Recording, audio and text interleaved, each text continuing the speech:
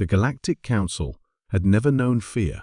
For over 10,000 years, it had presided over the affairs of the Milky Way with cold efficiency, managing disputes, enforcing peace through diplomacy or annihilation when necessary. To them, humanity was just another primitive species that had recently discovered faster than light travel. They underestimated the fire that burned in human hearts. That mistake would cost them everything. It began with the annexation of Epsilon Eridani IV, a newly terraformed colony that humans had poured decades of labor and lives into. The Council, led by the dominant Vokari and the serpentine Tholswun, declared the planet a culturally significant relic site after discovering ruins buried deep beneath the ice caps. No negotiation, no compensation, just a transmission. Effective immediately, human presence is forbidden. Vacate within 3 cycles. But the colonists didn't leave. And the Council sent enforcers. 3 million civilians were slaughtered in under 2 hours. The Earth United Nations responded with a formal protest, demanding justice. The Council dismissed it with amusement. After all, what could a species barely a century into interstellar politics possibly do? They had forgotten what made humanity different. 10 years passed. In that time, Earth became silent. No transmissions, no trade, no diplomats, just absence. The galaxy called it the human withdrawal. Some said they were broken, others that they were rebuilding. Then came the Wraith fleets. They arrived without warning. No declarations, no mercy, just coordinated, pinpoint strikes. Council starbases exploded into plasma clouds. Shipyards were glassed. Communications arrays were hijacked, broadcasting only a single phrase in every known language: "We remember Epsilon." The Council called emergency meetings.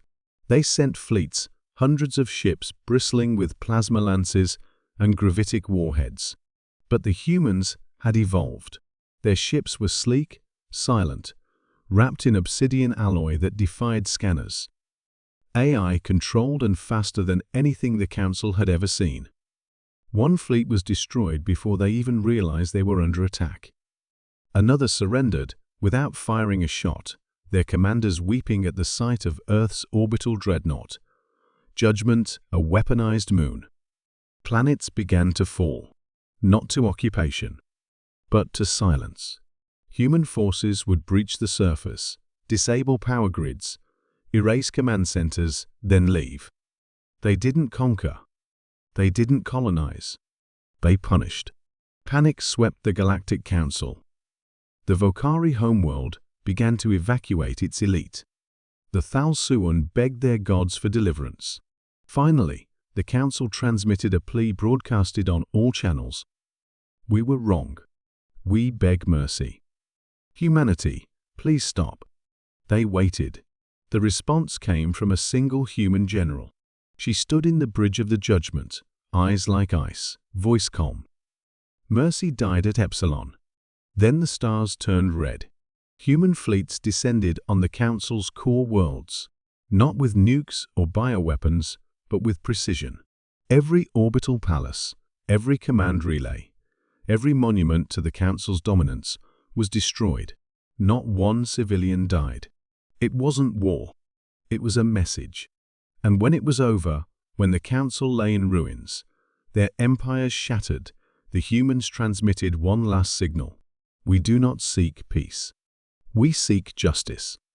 Interfere with humanity again, and we will erase your memory from the stars. Then they vanished back into their systems, back into silence.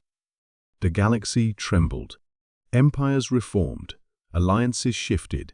But one law became sacred: do not cross humanity. For they had shown the stars that mercy was a choice and fury was their answer.